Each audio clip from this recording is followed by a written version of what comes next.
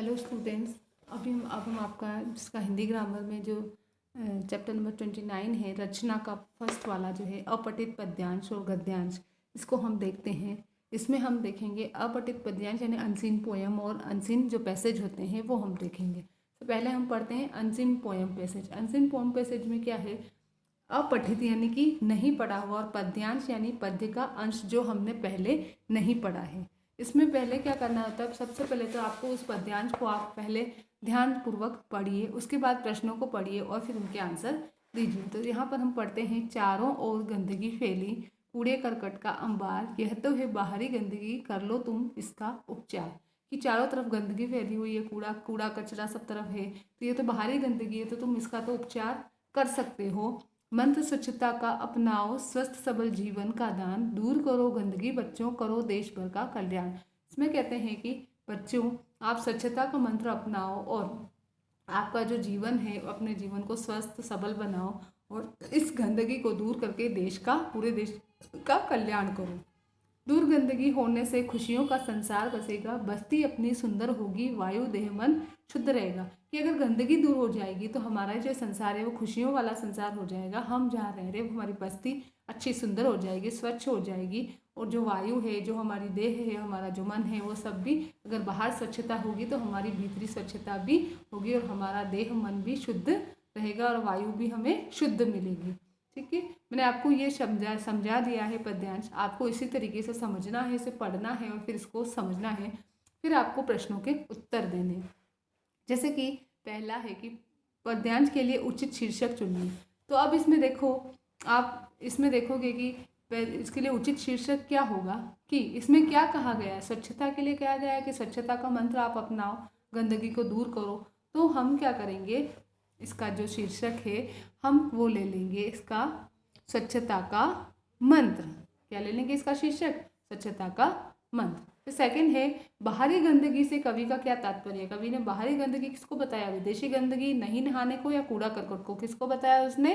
कूड़ा करकट, बाहर जो कचरा वगैरह फैला हुआ रहता है उसको उसने बाहरी गंदगी बताया है। ठीक है। फिर है कल्याण। कल्याण का क्या अर्थ है? कल्याण का अर्थ है मृत्यु, स्वच्छ या भला होना। कल्याण का अर्थ है भला होना। ठीक है। फिर है सबल। सबल का आपको विलोम लिखना है, दुर्बल, निर्बल या कमजोर। तो सबल का आपका जो विलोम है वो होगा निर्बल। सबल यानी जिसमें बल हो, निर्बल यानी जो कमजोर हो। ठीक है। फिर है अंबार। अंबार का आपको समानार्थी शब्द ढूंढना है, खजाना, ढेर या फिर आकाश। तो अंबार का जो समानार्थी शब्द है वो है आपका ढेर। ठीक है।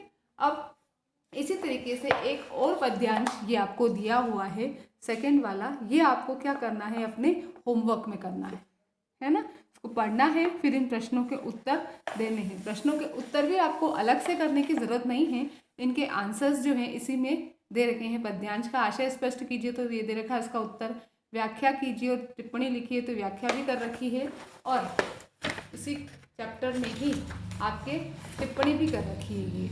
ठीक है। उसके बाद रेखांकित अंशों का जो अर्थ है वो भी यहाँ पर दे रखा है। फिर उसके बाद पद्यांश पर आधारित जो प्रश्नों के उत्तर हैं, जो यहाँ पर पीछे देखो दिए हुए हैं अलग से, ये वाले, इनके जो आंसर्स है वो भी यहाँ पर दे रखे हैं। तो आपको क्या करना है, एक पद्यांश मैंने समझा दिया, जो सेकंड वाला पद्यांश है वो आपको अपने होमवर्क में कॉपी में करना है। ठीक है, समझ में आ गया? पद्यांश को 2 बार पढ़ें, उसको समझें और उसके बाद उनके आंसर्स लिखें। ठीक है। सर सेकंड वाला पद्यांश आपको होमवर्क में करना है। फिर है आपका अपठित गद्यांश। जैसे पद्य का वह अंश जो पहले न पढ़ा गया वो अपठित पद्यांश है, तो उसी टाइप से गद्य का वह अंश जो आपने पहले नहीं पढ़ा है वो आपका अपठित गद्यांश यानी अनसीन पैसेज में आएगा। ठीक है। आपने 6th क्लास में भी इसके बारे में पढ़ा ही होगा, तो आपको वैसे ही पहले 2 बार ध्यान से उस गद्यांश को पढ़ना है और फिर उसके आंसर्स देने। जैसे कि आप इसको पढ़ेंगे, सही समय पर सही चुनाव न करने वाला व्यक्ति जीवन के प्रत्येक क्षेत्र में बुरी तरह असफल होता है। जीवन का सफल कलाकार वह है जो अपने हर काम में सावधानी पूर्वक चुनाव करता है। कि सही समय पर सही चुनाव अगर जो व्यक्ति नहीं करता है तो वो असफल होता है, और सफल वह होता है जो अपने हर काम को बड़े ही सावधानी से करता है। चुनाव में जो सावधानी नहीं बरतता है और बिना सोचे समझे चुनाव कर लेता है तो वो व्यक्ति लाख प्रयत्न करने पर भी अपने जीवन को सफल और उचित मोड़ नहीं दे पाता है। जो व्यक्ति अपने खाने पीने, खेलने कूदने, पढ़ने लिखने और मित्रों के साथ मनोरंजन करने के जो कार्यक्रम होते हैं उनका चुनाव करते समय सावधानी नहीं रखता है तो उसकी दशा उसके इस पेटू के जैसे हो जाती है, जो कि सामने जो भी आता है उसको खाए जाता है और फिर अपने स्वास्थ्य को चौपट कर देता है। जबकि होना तो ये चाहिए कि हमें सोच समझ कर यह तय करना चाहिए कि किस समय सोना है, किस समय उठना है, हमें क्या कितना और कब खाना है और कब क्या किस तरह पहनना है, हमें किन लोगों को मित्र बनाना है और किन से हमें थोड़ी दूरी बनाए रखना है। तो इस तरीके से आप 2 बार इस गद्यांश को पढ़ लेंगे, ठीक है। उसके बाद आप क्या करेंगे, इन प्रश्नों के उत्तर देंगे। तो देखो, जैसे इसका उचित शीर्षक क्या है, सावधान, अभ्यास या सफलता का रहस्य। तो हम क्या करेंगे, इसका क्या करेंगे, सफलता का रहस्य, क्योंकि सफल कैसे हुआ जाता है वही इसमें बताया है। फिर कैसे लोगों को सफलता प्राप्त नहीं होती, बेचैन, नासमझ या खाने पीने वाले। नासमझ जो लोग होते हैं उन्हें सफलता प्राप्त नहीं होती क्योंकि वो समझ से अपना चुनाव नहीं करते हैं। थर्ड है, ठीक चुनाव न करने वाले व्यक्ति की तुलना किससे की गई है, किससे की गई है, पेटू से।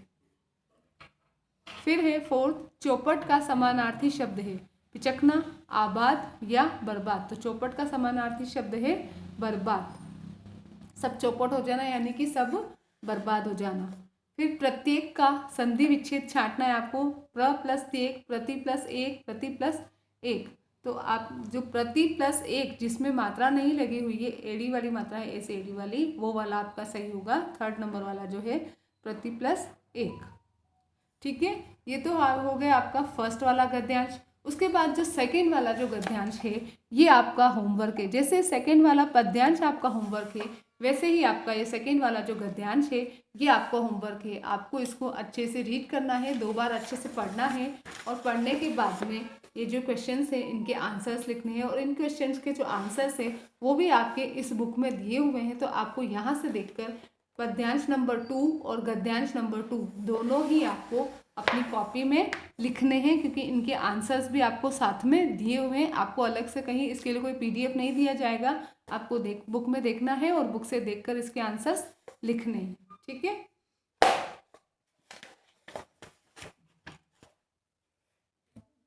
यहाँ से हम आपके अभ्यास वाले ले लेते हैं। जैसे मैं बचपन को बुला रही थी, बोल उठी बिटिया मेरी, नंदन वन सी फूल उठी वह छोटी सी कुटिया मेरी। पाया बचपन मैंने फिर से, बचपन बेटी बन आया, उसकी मंजुल मूर्ति देखकर मुझमें नवजीवन आया। इसमें जो लेखिका है वो ये कह रही कि मैं बचपन को बुला रही थी लेकिन मेरी बिटिया भूल गई और मेरी छोटी सी कुटिया फूल गई, अच्छे से फल फूल गई। मैंने अपने बेटी में अपने बचपन को फिर से पाया लिया है और उसे देखकर मुझमें नवजीवन आ गया है। बस अब हमने समझ लिया है तो हम इसका आंसर कर सकते हैं। इसके लिए उचित शीर्षक क्या होगा, छोटी सी कुटिया, मेरा बचपन या नवजीवन। तो इसके लिए क्या होगा, मेरा बचपन, ठीक है। फिर इसके बाद कवियत्री को अपना बचपन किस रूप में वापस मिला, मूर्ति के रूप में, बेटी के रूप में या आनंद के रूप में। किस रूप में वापस मिला, बेटी के रूप में। फिर थर्ड है मंजुल का समानार्थी चुनिए। मंजुल का समानार्थी क्या होगा, उत्तम, सुंदर या अनोखी। तो मंजुल का मतलब होगा सुंदर, ठीक है।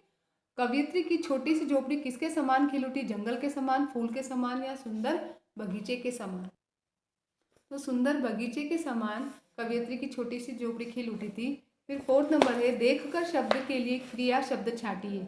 देखकर पूर्वकालिक नाम धातु या प्रेरणार्थक क्रिया की।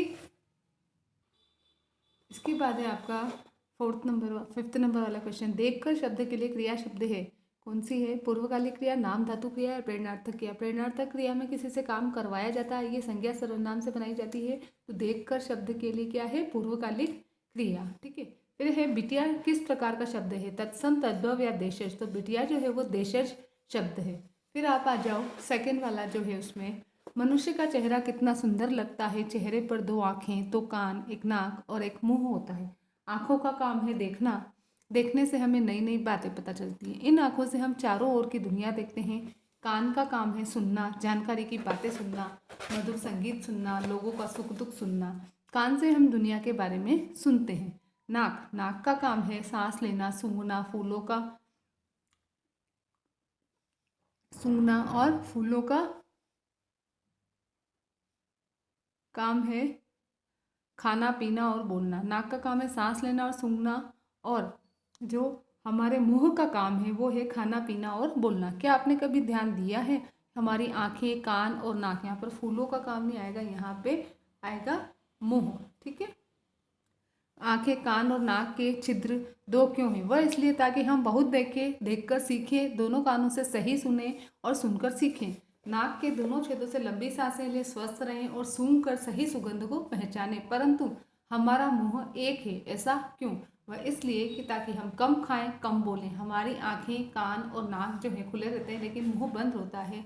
जानते हैं क्यों? ताकि हम देखने, सुनने और सूंघने के लिए सदा तैयार रहे, लेकिन बोले तभी जब आवश्यक हो।